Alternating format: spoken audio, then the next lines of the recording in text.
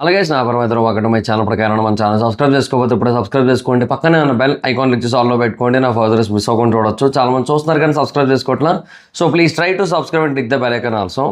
So ఇది బేసిక్గా పెద్ద సినిమాకి సంబంధించిన డే 11 కలెక్షన్ రిపోర్ట్.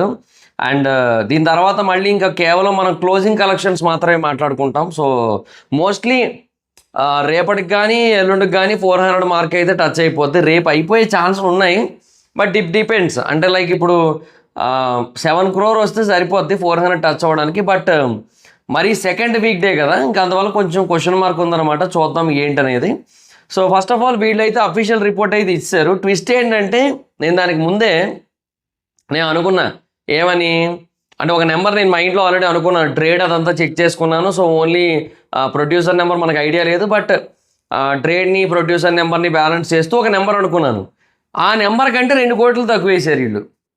అది ఏందిరా మీరు అనుకున్నాను. సర్లే ఇంకా మనం ఏం చేయలేము. ఇంకా మేబీ వాళ్ళదే మేబీ కరెక్ట్ అయ్యి ఉండొచ్చు. సో నేను ఏదైతే ట్రేడ్ ప్రొడ్యూసర్ ఎస్టిమేషన్ ఏదైతే వేస్తున్నానో, సో ఆ ఎస్టిమేషన్ మేబీ వీక్స్ మారింది కదా. సో సెకండ్ వీకెండ్కి వచ్చింది కదా, మేబీ డిఫరెన్స్ ఉండొచ్చు. లైక్ ఆ రెంటల్స్, ఆ షేరు అదంతా డిఫరెంట్ ఉంటుంది సెకండ్ వీక్లో. సో దానివల్ల నాకు బేసిక్గా కొంచెం అంటే లైక్ అది గ్రాస్కి సంబంధం లేదు కదా, నెట్కో షేర్కో సంబంధం. అది ఏడో వాళ్ళకే తెలియాలి ఇంకేమో ఎందుకు అలా వస్తుంది అనేది వాళ్ళది.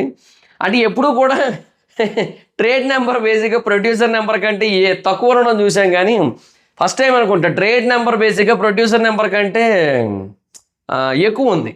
అది ప్రాబ్లం. సరే మాట్లాడుకుందాం. సో వాళ్ళైతే అఫీషియల్గా రిపోర్ట్ అయితే ఇచ్చారు, 393 crores కలెక్ట్ చేసింది అని చెప్పి సెకండ్ సండే ఫినిష్ చేసే నాటికి. అండ్ ఇప్పుడు బేసిక్గా చూసుకుంటే ఒకసారి బుక్ మై షో చూద్దాం ఎన్ని టికెట్స్ కలెక్ట్ చేస్తుంది, అంటే ఇప్పటికి ఎన్ని టికెట్స్ బుక్ అవుతున్నాయి ఏంటి అనేది ఒకసారి చూస్తే మనకు ఒక క్లారిటీ వస్తుంది ఈ వీకెండ్ ఎలా ఉంది ఏంటి అన్నదాన్ని బట్టి. సో ఒకసారి చూద్దాం. పెద్ది 3.85, ఓకే పర్లేదు, మంచి bookings, decent bookings, not great but decent bookings అయితే ఉన్నాయి ఇప్పటికీ కూడా. సో పర్లేదు. సో వాళ్ళైతే 393 వేశారు కదా. నేను బేసిక్గా నేను ఏం చెప్పాను, 378 వాళ్ళు నెంబర్ ఇచ్చారు, బట్ నా ట్రేడ్ ఎస్టిమేషన్ అయితే 379. సో రేపటికి మేబీ అదేమైనా అడ్జస్ట్ అవ్వచ్చేమో అనుకున్నా. అబ్బే లేదు, వాళ్ళు అసలు అడ్జస్ట్ కాలేదు. అండ్ ఇవాళ 1 కోటి తక్కువ వచ్చింది నా ట్రేడ్ లెక్కల ప్రకారం. నేను 379 ప్లస్ 16 crores కలెక్ట్ చేసింది అనేది నా లెక్క సండే రోజు ట్రేడ్ బట్టి. సో వీళ్ళు ఏం చెప్తున్నారు, 378 ప్లస్ 15 crores కలెక్ట్ చేసింది సండే రోజు అని చెప్తున్నారు. ప్రొడ్యూసరే తక్కువ చెప్తుంటే ఇంకా మనం ఏమంటాం, మనది కూడా అదే ఇంక అంతే. సో బట్ నా ట్రేడ్ ఎస్టిమేషన్ అయితే 395 వరకు వెళ్ళింది. సో వీళ్ళు 393 అని చెప్పారు, that's up to them. So 393 crores collect చేసింది యాజ్ ఆఫ్ నౌ అయితే. సో నేను ముందే చెప్పా కదా వీకెండ్కి 400 అయితే టచ్ అవ్వదు అని చెప్పి, ఎందుకంటే మధ్యలో బాగా తగ్గిపోయింది. సో అక్కడే అర్థమైపోయింది 390 దగ్గరలో ఉంటుంది మహా అయితే అని చెప్పి. బట్ నేను 397 or 98 ఎక్స్పెక్ట్ చేశాను. సో నా ట్రేడే 95 దగ్గర ఆగింది, అండ్ వాళ్ళ నెంబర్ 93 దగ్గర ఆగింది ఏకంగా. సో 393 crores అయితే కలెక్ట్ చేసింది ఇప్పటికైతే సినిమా. సో ఇంకొక 7 crores అయితే కలెక్ట్ చేయాలి. అది మోస్ట్లీ మండే అయిపోవచ్చు అనుకుంటున్నాను, బట్ చూద్దాం మరి. ఇంకా ఏమో మోస్ట్లీ 400 అయితే టచ్ అవ్వచ్చు ఏమో మండే కూడా, మండేకే అయిపోవచ్చు. ఒకవేళ మండేకి 6 crores అలా ఏమైనా కలెక్ట్ చేస్తే నెక్స్ట్ డే ఇంకా 400 టచ్ అవుతుంది. ట్యూస్డే మార్నింగ్ సెషన్ టైంలో 400 మార్క్ని అయితే టచ్ అయిపోతుంది. సో అది పాయింట్. అండ్ డెఫినెట్గా ఒక ఏమంటారు మంచి కలెక్షన్స్, మంచి హోల్డ్. ఫస్ట్ ఆఫ్ ఆల్ చాలా డ్రై సీజన్ కంటిన్యూ అయిన తర్వాత కొంచెం థియేటర్లు కలకల్లాడాయి. కొంచెం పెద్ద సినిమా అవడం వల్ల చాలా రోజులు బాగా గట్టిగా ఆడాయి. సో ఒక వారం పైనే మొత్తం వేరే రకాల, అంటే థియేటర్ అంటే ఏదో ఒకటే కాదు కదా, మల్టిపుల్ బిజినెస్ లైక్ పార్కింగ్ అని, లేదంటే ఫుడ్ విషయంలో కానీ, ఇవన్నీ కూడా బిజినెస్లు, ఇవన్నీ కూడా బాగానే వర్కౌట్ అయ్యాయి. సో నైస్, బాగుంది ఓవరాల్గా. అదనమాట సిచ్యువేషన్. సో ఎలా చూసుకున్నా కూడా థియేటర్లు కొంచెం బెటర్ పొజిషన్కి వచ్చాయి మళ్ళీ పెద్ద తర్వాత.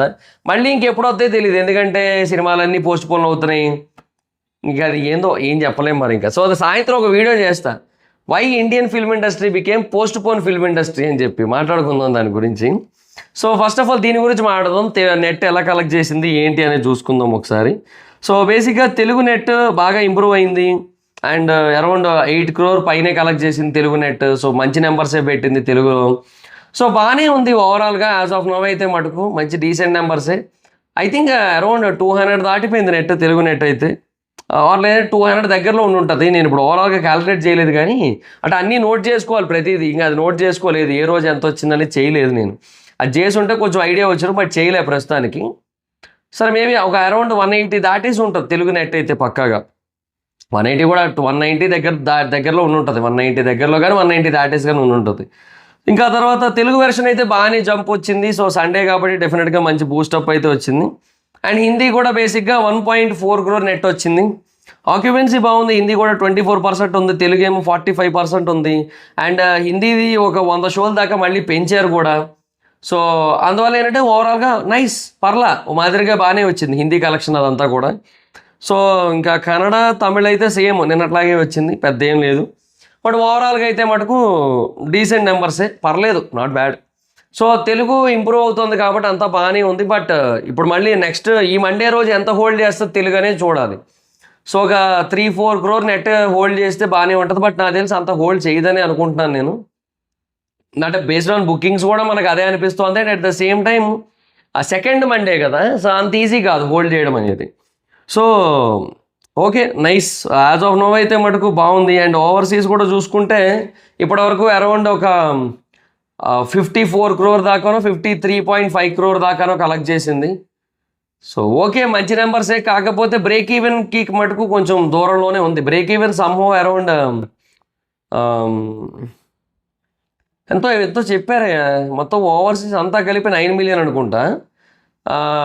నార్త్ అమెరికా ఒక్కటి 6.5 million అనుకుంటా. బట్ కొంచెం తక్కువే వచ్చింది నాకు తెలిసి. బ్రేక్ ఈవెన్ ఓవర్సీస్ కష్టం. ఓవర్సీస్ అయితే బ్రేక్ ఈవెన్ అవ్వదు, మోస్ట్లీ అవ్వదు, లాస్ వెంచరే ఓవర్ అంటే నాకు తెలిసి యావరేజ్ కలెక్షన్స్. సో అట్లా అనమాట. అబవ్ యావరేజ్ కూడా కాదు, యావరేజ్ కలెక్షన్స్ వచ్చినట్టు ఓవర్సీస్లో. Don't know why, maybe based on the genre అయ్యి ఉండొచ్చు. జోనర్ వల్ల అట్లా అయ్యి ఉండదు నాకు తెలిసి. ఎందుకంటే జనరల్గా ఓవర్సీస్ ఆడియన్స్కి చాలా డిఫరెంట్ ఐడియాలజీ ఉంటుంది, డిఫరెంట్ మైండ్ సెట్ ఉంటుంది. ఒక సినిమాకి వాళ్ళు ఎక్కువ అమౌంట్ ఖర్చు పెట్టాలి మనతో కంపేర్ చేస్తే.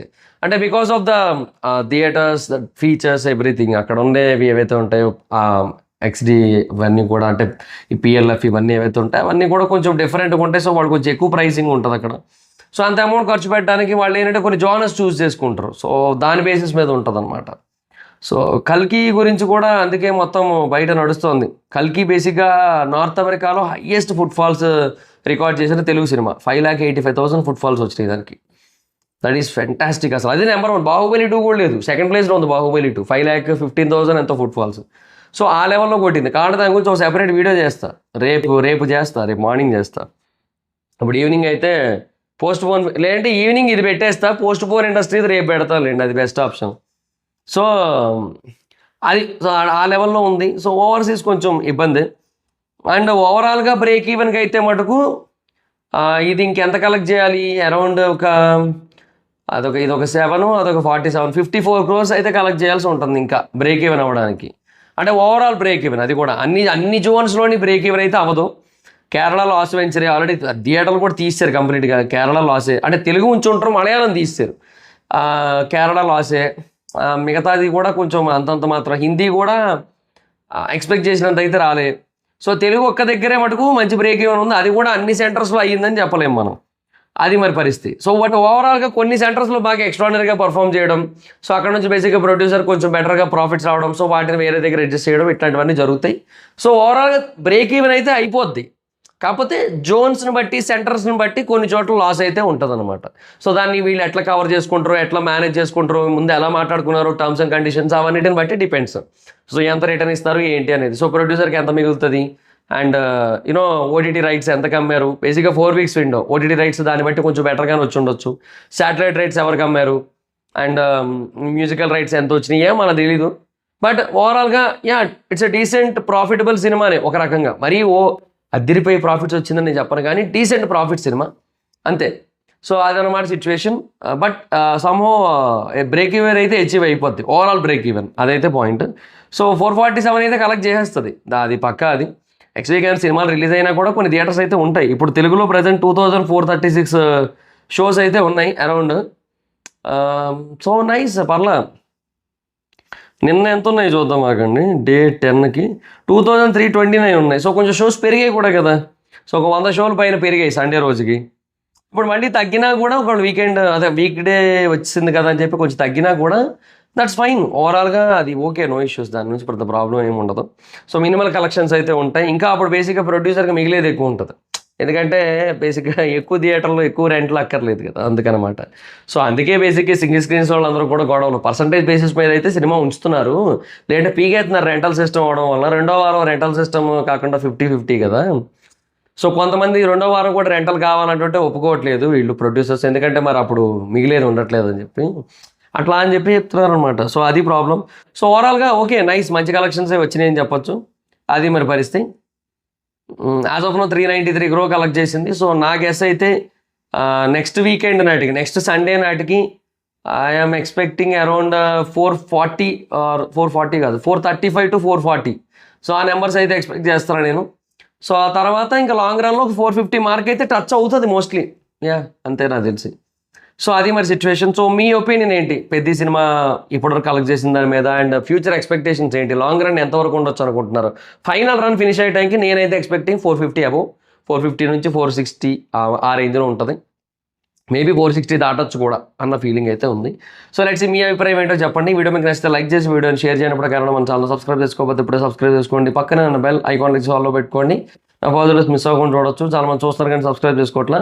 So please try to subscribe, click the bell icon. Also నా ఇన్స్టాగ్రామ్ ఐడి జార్స్ మీద అక్కడ వచ్చి ఫాలో అవచ్చు. Thank you so much guys. Bye. Meet next video. Bye bye.